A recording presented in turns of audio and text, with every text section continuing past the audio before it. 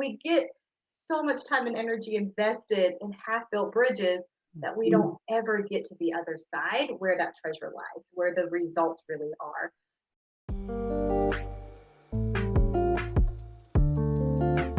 Hey, welcome to Scaling with Confidence. I'm Olu Sobanjo, entrepreneur, coach, consultant, and pastor, here to bring you dynamic conversations with high-level individuals who are scaling 6, 7, and 8-figure businesses.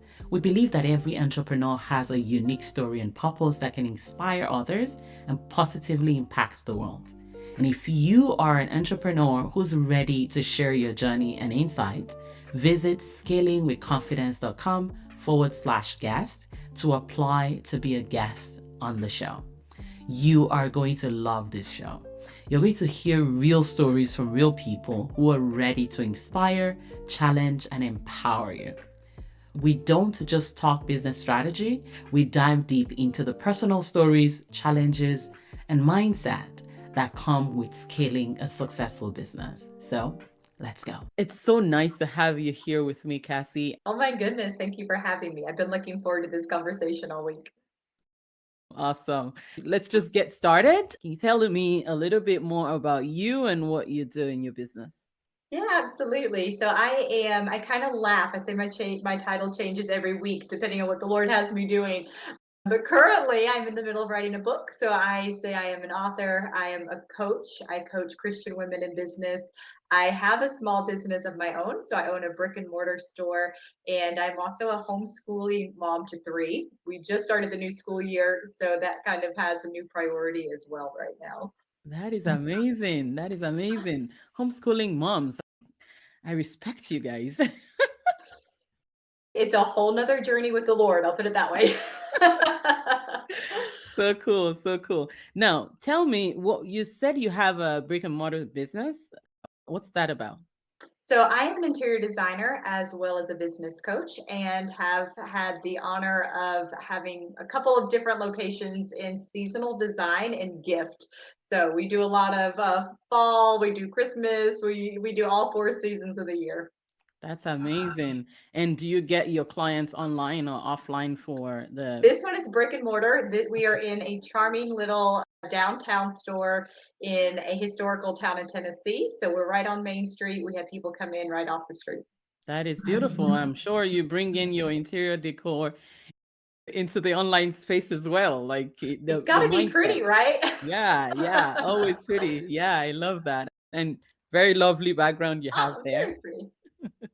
Yes. So now you also have a business in a coaching business. Mhm. Tell us a little bit more about that. Yeah, absolutely. So when I had little one, number 3, I really felt like there was just this different season of business in that I couldn't keep giving my best to the store any longer. I really needed to be able to stay home with my kids, as know a lot of parents feel that way. And so it was right on that era of the online business world just kind of exploding. I was definitely not on the very beginning of it, but I think it was on that cusp of just it becoming mainstream.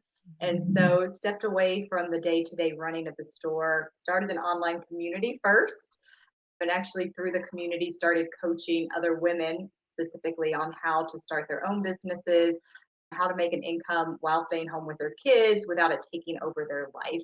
So that's kind of what started the coaching side of things. And from there, it's just grown through courses and programs and the first book coming out, all kinds of fun things. Amazing, amazing. So now the community that you started it from people asking you questions around how do you build your businesses and business and all that. And so you started coaching people and that turned into a community, right? Yeah, so it actually was kind of the reverse. I actually started a community first, I see. and through the community and just conversations with people, I realized that they're what came easily to me because I had had over 15 years of business experience. I was learning it online for the first time, Mm. but I had the business experience. And so I had so many women actually come and say, "How do I do this? How do I start online? How do I start a business?"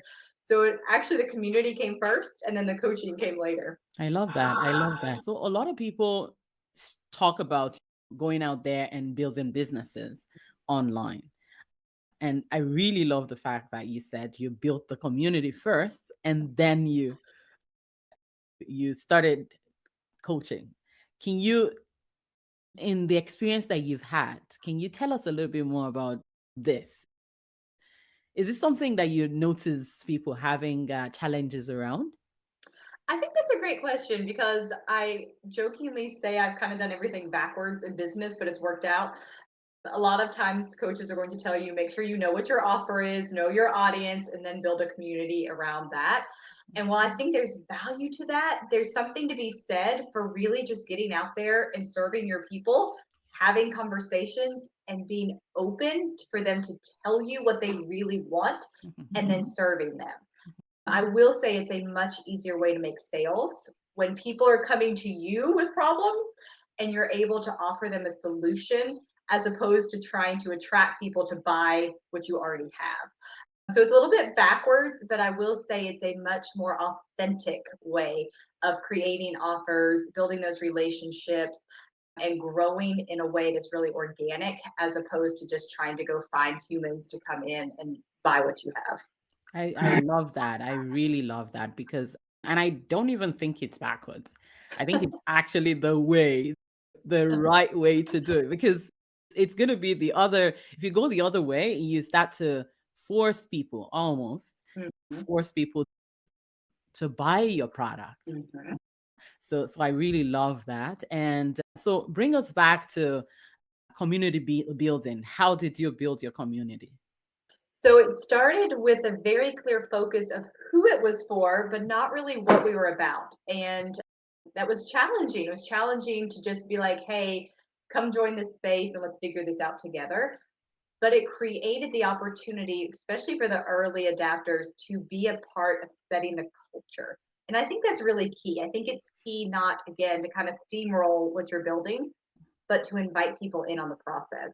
So Mhm. some of the very beginning members of that community are still very active in there. Those relationships are still very strong today. And it allowed that organic growth to happen in a way where the members felt like we were growing together. And that group still isn't massive by online, numbers. And I'm perfectly okay with that because the connections that we have and the bonds that have formed are very genuine compared to I'm a part of a lot of different groups and spaces online. And sometimes they get so big, you lose that personal touch. That's So, so really building relationship first would be, I think, that heartbeat of the keeping a community that's really strong. And that's going to build that trust factor. Yeah, I love that. I love that. And the fact that it does not allow for authenticity, from you because you're not trying to be who you're not, Mhm. right? Yeah, that's really true. And I think that's where people talk about imposter syndrome a lot. And I think it's that idea of showing up in the version that exists in your head, but not in reality. Mhm, That part of you, that person of you that you're like, oh, one day I'll be her, but I'm mhm, not her yet. And so mhm, you feel almost inauthentic when you show up that way, mhm, as opposed to inviting people along on the journey, mhm, saying, hey, I'm not there yet, but this is where I'm going.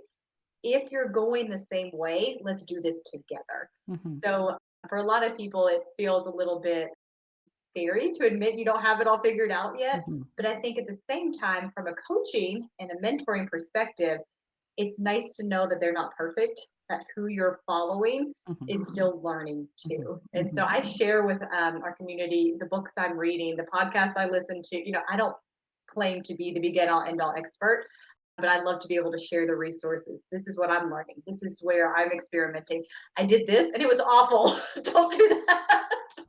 So it's that journey of saying, hey, we're growing and we're advancing together, but I'm not at the mountain. I'm not at the pinnacle yet, but let's go there together. I love that. I love that because one of the things that I say a lot is you need to be who you are. You need to be the real you out there. Now, there's a huge tendency to be the next, Tony Robbins and Oprah and all the great people that are out there doing some really massive work. And you start to compare yourself. And even though you're not, you still unconsciously you start to compare yourself and you start to feel like, this is not true. And Mhm. that's where imposter syndrome comes. comes in, right? Do you think though that we can do you think that everyone can avoid imposter syndrome? Is there a possibility that you can build and not have imposter at all? I believe there is, but I think it comes from having a very, very true sense of who you are, a very comfort level of self. And I Mhm, think that takes growth and maturity. So mhm, I've seen, I think that's one of the reasons that kids, if you've ever like read, I love to read articles on kids who are entrepreneurial because they're so them. mhm, They're not trying to project. They're not mhm, trying to be somebody they're not. They mhm, just have such a pure heart. mhm, And so I think if we can embrace that really beautiful, like, this is who I'm about. This is what I'm here for. And if you want it, awesome. If you don't, that's okay. mhm, I think it is okay, but I think it's way more challenging when you start to do it as a grown up, right? As an mhm, adult who has those, like you said, we have role models. mhm, We have the media telling us mhm, what a successful entrepreneur looks like. We mhm, have social media feeds showing us, like, if you're not on the beach with your laptop, you're not successful. So I think there becomes a lot more noise the older you mhm, get, mhm, but it is possible. Just you hit it. You just have to be true to you. You have to be the you that you are mhm. and be open to growing into the you you're becoming, but not try to be her too soon. Not try to be her too soon. I love that. Now, I'd like to know what are some of the challenges that you had growing and growing your community and also growing the business online? One of the biggest challenges that I face, and I see it a lot with other female entrepreneurs especially, is really getting clear on what the offer, the value was that I was comfortable charging for. So I knew that I could teach. I didn't have any problem teaching. I knew that I could provide value and I love showing up for free, right? I would show up for free every day. But when it came to what is it that I do that I'm comfortable charging for, that was a journey. And it's a journey that I think as an entrepreneur, you just have to start. You have to start and say, I'm going to put something out there where I'm comfortable and I'm going to continue to grow in that area. I'm going to continue to create that experience that increases value. Because that's all it is at the end of the day, right? Anywhere you go buy something, you're purchasing that experience as part of it. It becomes more valuable to you the greater the experience is, the greater the quality of the product. So for me, particularly, it was really that what in the world am I going to sell that I feel comfortable putting a price tag out there into the world? So, is the challenge more around knowing exactly what it is, or is it more about what I'm comfortable charging for? Two sides of the exact same coin. I think if there's confusion on either side of that coin, I think it keeps you from having that focus and that confidence in showing up. So this is where I work with a lot of my clients is around offer creation and pricing strategies because there really are so many different ways you can price an offer and none of them are wrong. There's no right or wrong pricing strategy. It's just what's comfortable for you and what allows you to show up in full integrity. But if there's confusion around the offer piece, it doesn't matter what the price is because you're not going to show up. You're not going to be clear. You're not going to have the result. You're not going to know who it's for, and it's going to fall flat. You're not even going to have to worry about pricing at that point. So really, it is nailing who is this for, what is it for, and what's the result, and then how do I price and package it in a way that really allows me to show up with high authenticity, and also feels really good to the customer on the other side. I love that. I love that you just brought the customer on the other side into the picture because isn't that why we're creating what we're creating, right? And that's where so much of the mind drama comes from. So many times we're trying to create an offer for somebody that's not really who it is that we have a heart to serve. And then we feel really icky when we're trying to sell to them. So when you are laser focused on who the offer's for, what it is they're going to do, and that outcome, then when it comes to the price, it almost tells you itself what it should be. Like you know what that offer is going to do for your audience because you built it for them. Mhm. So that's where that strategy piece kind of comes in a little bit more on that other side of the coin. Start with one, and then the other is going to reveal itself. From the people that you work with, what's one of the biggest challenge they have when it comes to, scaling their business? I think when it comes to scaling specifically, I think when you're at the point where you're like, I have a good thing, I know it can be successful, but I just don't know how to break through to that next level.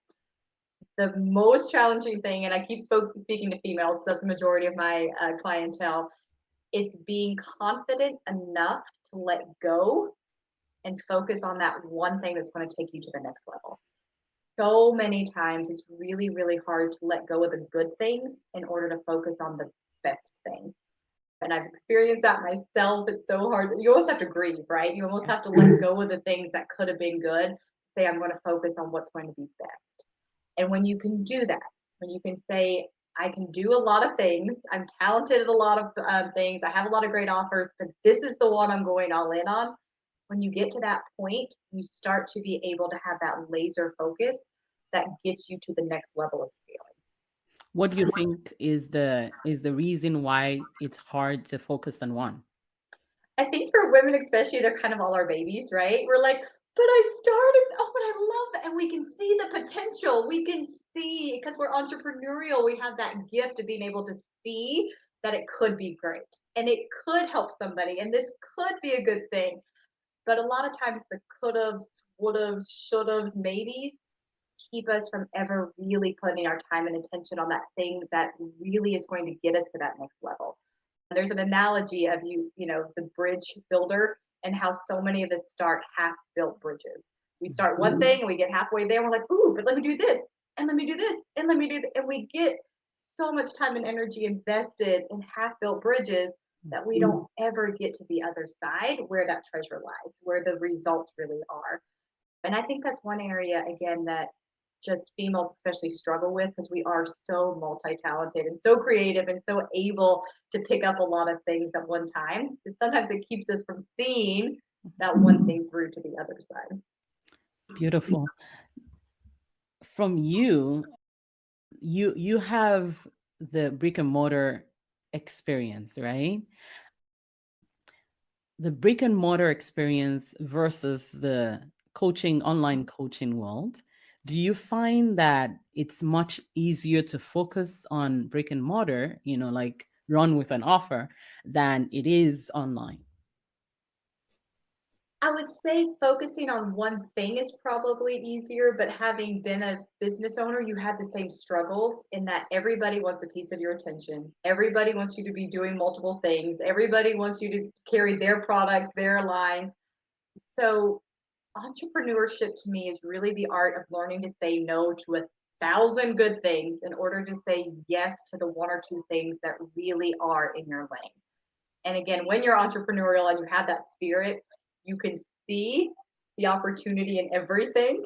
So it feels sometimes really foolish to say no. Mhm. But the discipline of saying no to a lot allows you to say yes to a few that keep you in your lane. For example, in our brick and mortar, we're seasonal decor and gift. So it's very tempting to go into lanes because I mean those can be broad, but we have to constantly, when we go to market, there are thousands and thousands of showrooms full of products, millions of products. And if we don't focus, we start to become very scattered and random. So you have to say, okay, who are we? What are we? And what fits in our lane? Same thing with online business. Who are we? What are we? And what fits in my lane? Wow.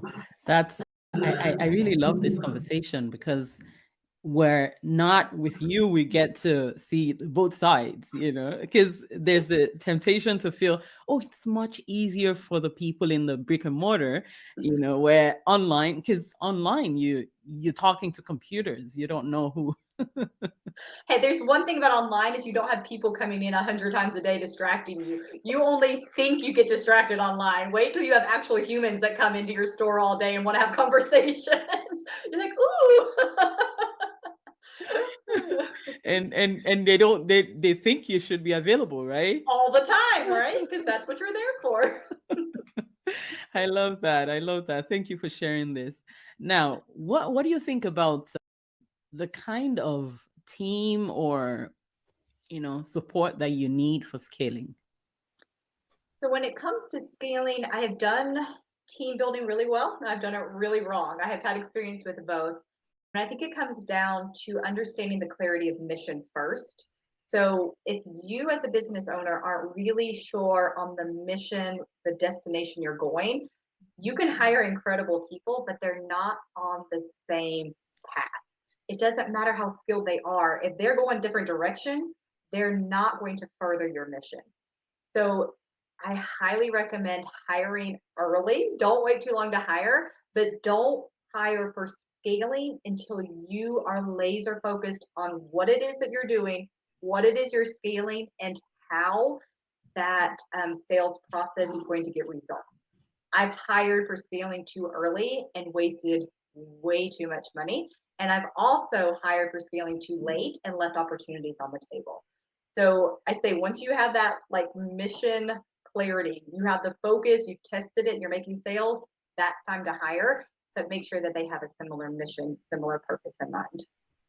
Do you want to tell us some real experience?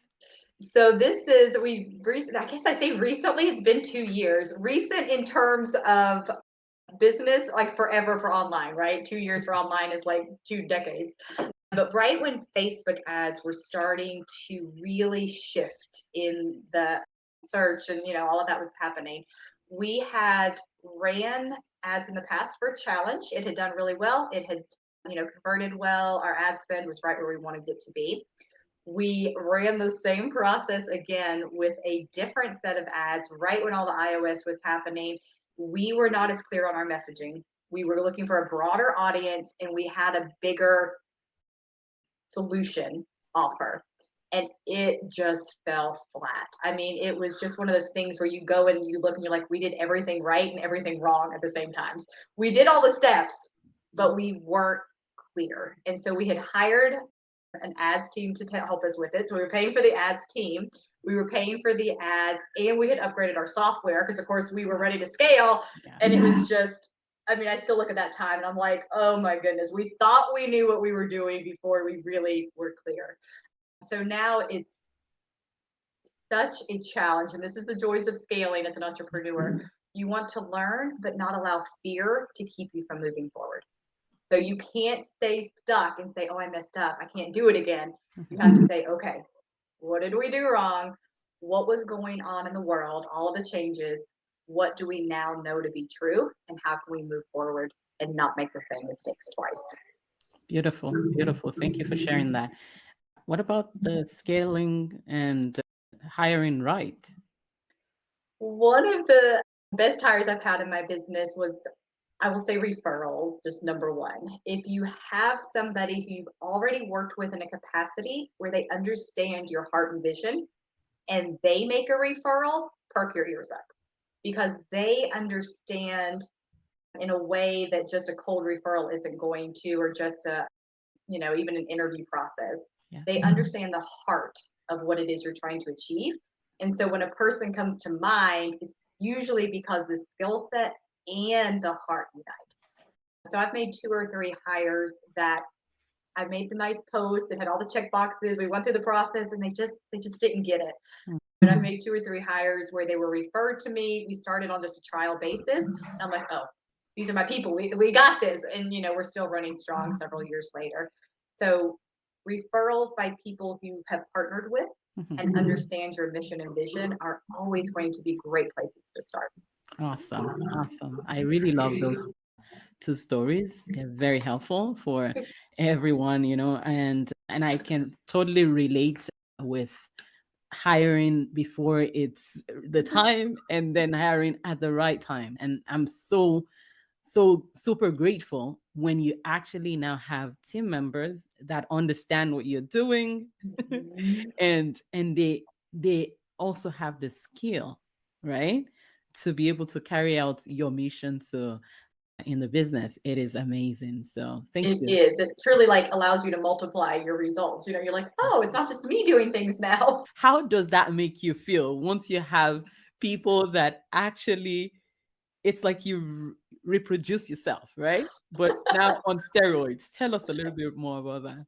I think there's a sense of like ownership in seeing their success as well as they continue to grow and they continue to take ownership of what you've started to build. Yeah. There's this very like full circle. I started it, but they took it bigger than I could, and Yeah. now we're back around to that same, mission getting like further along. Hmm. So there's like a very enjoyable growth process that happens, but Hmm. it's always pushes me to become better in some way. When I see my staff showing up and they're pushing me or they're asking me for something, I'm like, oh, I hadn't even thought about that, or oh, I need to do that. That it's Hmm. always pushing me to grow to that next level of, leadership and maturity or organization, whatever it is that I can see from my team that they bring in. I'm like, oh, okay. In order for me to lead well, I'm going to have to increase because they're growing. They're moving forward. I love that.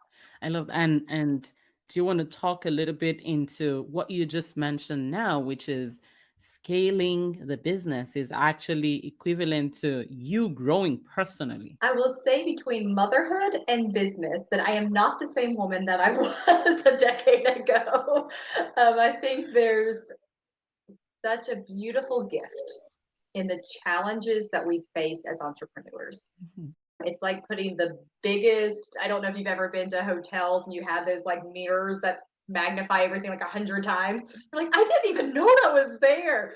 That's entrepreneurship for you. It just shines this massive magnification mirror on the flaws in your, like, everywhere. Yeah. And you have to say, I'm going to roll with it, I'm going Yeah. to grow with it, or else I'm just going to ignore it. And those are pretty much your options. Yeah. But the ones where you can roll with and grow with, you're going to really start to see parts of yourself change. You're going Mhm. to become the person that you knew is in there, but you Mhm. just hadn't had like, enough pressure to squeeze it out yet. Is there anything else that you would like to tell the audience out there? I know you have a gift for our audience, and do you want to tell us a little bit more about that? Yeah, absolutely. I would love to. So one of the kind of key components of scaling a business, and we touched on it today, is that idea of being able to multiply your results instead of just keeping adding on more things for you to do. That can look like hiring staff, that can look like buying technology that allows you to multiply your skill set. So I am actually opening up for your audience a free access pass to our Multiply Your Way to Success. It's a mini course that walks you through the 3 steps to becoming a multiplier and really making it about the mission, having a mission that fuels the multiplication so that you can make more impact, you can have more income, and you can have more time on your hands than ever before. Wow, that sounds like something that would really help to scale for I sure. hope so. That's the plan. Thank you so much. And did I hear that it's gonna come to us even before it launches? Yes, I was just saying before you went live, she's like, I can't, the link won't work. I said, because it's not live yet. You all are going to get first access. And this will be coinciding with the launch of the Multiply book. So you will have the ability to hopefully, fingers crossed, all goes well, all the things go. And we'll be live by the end of September. So super excited about that. Awesome, awesome, awesome. Thank you. Thank you so much for doing this. Thank you so much for pouring out, to my audience today. Now, I always love to ask, maybe there was something on your heart that you wanted me to talk about and we didn't get to talking about, or one final thing that you would like people to take away from you. Ooh, that's such a good question. I think the one thing that I would want to just kind of share as we wrap up is that if you were listening to this, if you were watching this, if you just have that desire in your heart to scale a business, I just want you to know that you are equipped to do so. You may not feel like it, you may not believe it every day, but you wouldn't have that desire in your heart if you didn't have what it takes. So, whether you need to reach out and find incredible summits like this and opportunities to hear from great speakers, whether you need to read great books, whether you need to invest in yourself, just believe that it is possible. You have what it. Thank you so much, Cassie, for joining us and for pouring out of your riches, wealth of knowledge, and experience with us today. I really appreciate your time. Well, thank you so much for having me. It's been an absolute delight. Awesome. Thank you so much for listening to Scaling with Confidence. If you'd like to be featured on this show, check us out at scalingwithconfidence.com/cashflow and attend my next live challenge where I'll reveal the 3 secrets to increasing your visibility for more profit. And if you're an entrepreneur that would like to be celebrated for your success and be on this show, please visit scalingwithconfidence.com/guest. Keep shining. The world needs your light.